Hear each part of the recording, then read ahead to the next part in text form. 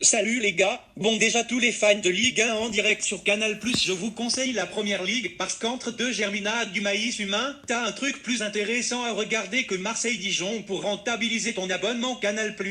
Parce que oui, si tu regardes déjà les supporters de Ligue 1 avec des gradins plus vides que la carrière de Mitroglou, il Tu crois que c'est du respect, mon garçon? faut se poser des questions. Bon, les gradins vides, avec le Covid, je te cache pas qu'à Monaco, les joueurs ont pas trop vu de différence. Bon, bref, on va passer au sujet. Bon, déjà, Michel, ta gueule et va racler les chiottes avec ta brosse à dents. ou non ma brosse à dents toute neuve, qui m'a coûté la moitié de mon salaire.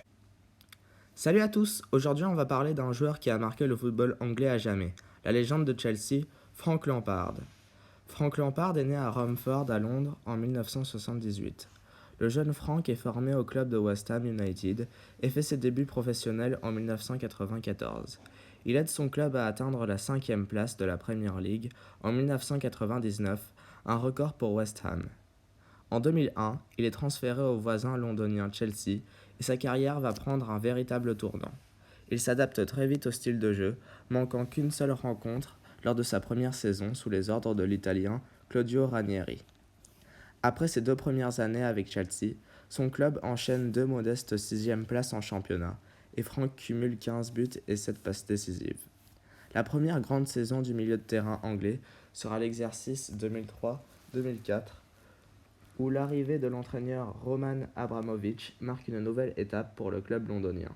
Chelsea termine deuxième en Premier League et atteindra les demi-finales de la Champions League, la première de Frank Lampard, un record pour le club dans la compétition. L'entraîneur russe place une totale confiance en Frank, qui va participer à chacun des matchs de son club toute la saison, cumulant à lui seul 15 buts et 6 passes décisives.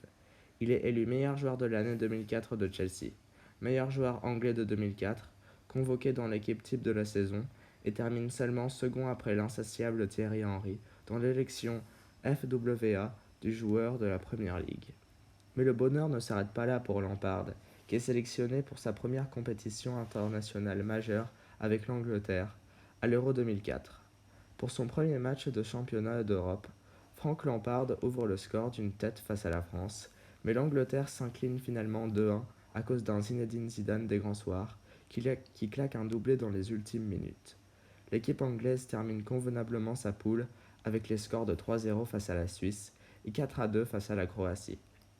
Malgré un style de jeu convaincant et une belle résistance, les Anglais perdent au tir au but face au Portugal en quart de finale. Frank Lampard sort donc de la compétition ayant marqué 3 buts en 4 matchs. Lors de la saison 2004-2005, Frank Lampard participe dans toutes les rencontres de son club pour la 3e saison consécutive.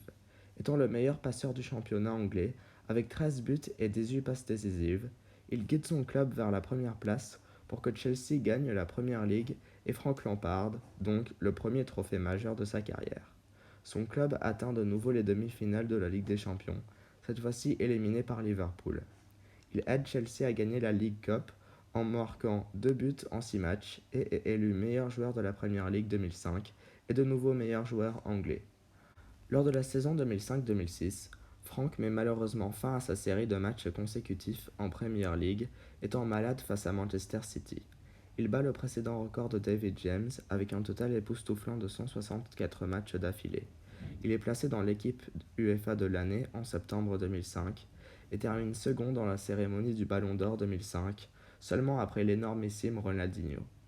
Chelsea est éliminé dès la 8e des finales de la Ligue des Champions face au FC Barcelone, mais Frank aide son club à gagner sa 2e Premier League consécutive en inscrivant 16 buts dans le championnat, finissant meilleur buteur de son équipe.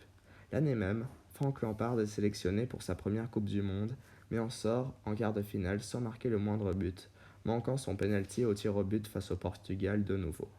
Lors de la saison 2006-2007, le défenseur John Terry étant blessé au dos, Frank Lampard se trouve capitaine des Blues.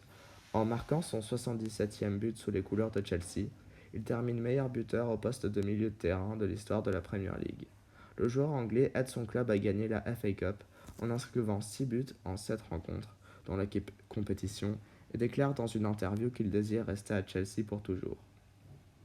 Bien que sa saison 2007-2008 soit marquée par de nombreuses blessures, Frank Lampard termine de nouveau meilleur buteur de son club, guidant Chelsea vers la finale de la Ligue des Champions, marquant notamment un but en demi-finale face à Liverpool qu'il dédie à sa mère, décédée peu auparavant.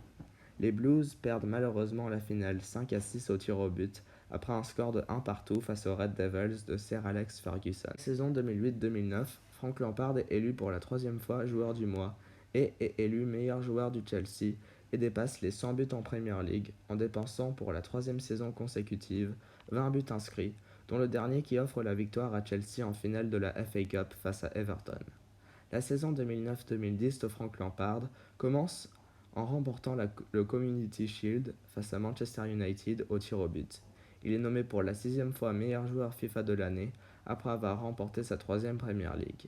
Il gagne la FA Cup et marque 27 buts en 50 matchs, toutes compétitions confondues, et délivre 14 passes décisives, faisant de lui le meilleur milieu de terrain européen en Europe. C'est donc la meilleure saison du joueur anglais depuis le début de sa carrière, malgré l'élimination de Chelsea en 8e de finale de la Ligue des Champions face au futur vainqueur l'Inter Milan. Il sort malheureusement de la Coupe du Monde 2010 avec 37 tentatives sans le moindre but en 8e de finale face à l'Allemagne à cause d'une erreur de la part de l'arbitre qui ne considère pas comme un but la frappe barre rentrante de Lampard, bien que le ballon ait franchi la ligne de plus d'1 mètre.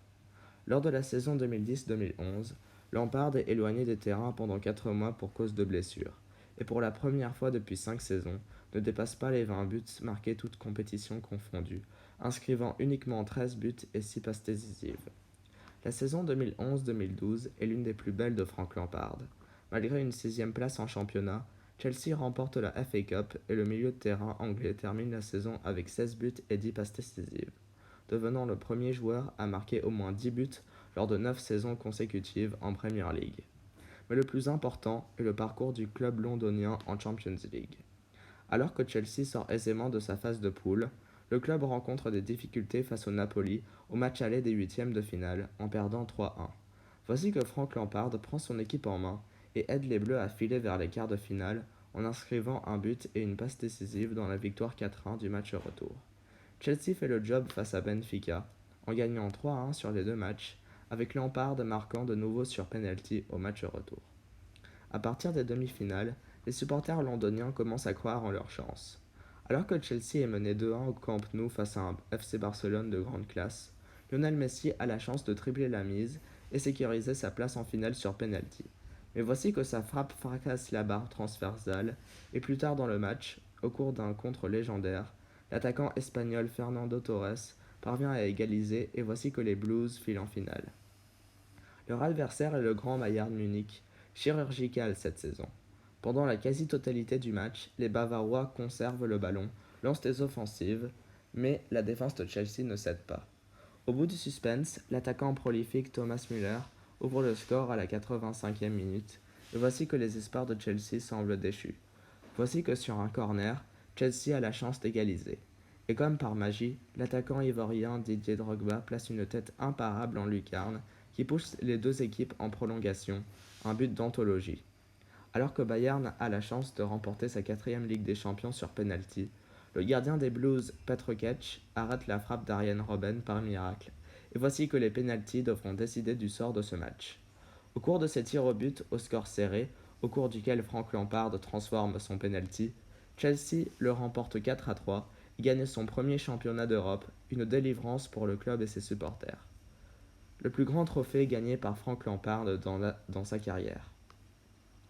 Lors de la saison 2012-2013, Lampard devient meilleur buteur de l'histoire de Chelsea et soulève l'Europa League en tant que capitaine face au Benfica, son 11e titre sous l'ère Abramovich. Alors que sa place en tant que titulaire devient discutable avec l'arrivée de futures stars comme Eden Hazard et Willian, à la fin de 2014, il quitte son club, sortant meilleur buteur de l'histoire de Chelsea avec 211 buts, deuxième meilleur passeur décisif de la Premier League derrière Ryan Giggs, et l'un des seuls milieux de terrain à avoir marqué plus de 150 buts en Premier League. Il passe une modeste dernière saison en Europe, devenant 4e meilleur buteur de l'histoire de la Premier League aux côtés de Thierry Henry au service de Manchester City, et avant de terminer sa carrière en MLS au New York City FC. Frank Lampard était bien plus qu'un milieu de terrain ingénieux balle au pied, un tireur exceptionnel et un excellent tireur de coups de pied arrêtés. C'était aussi un modèle de fair play et de fidélité qui sera à jamais gravé dans les esprits des supporters de Chelsea et dans le football européen. Merci d'avoir regardé cette vidéo, et si elle vous a plu, n'hésitez pas à laisser un like et à vous abonner.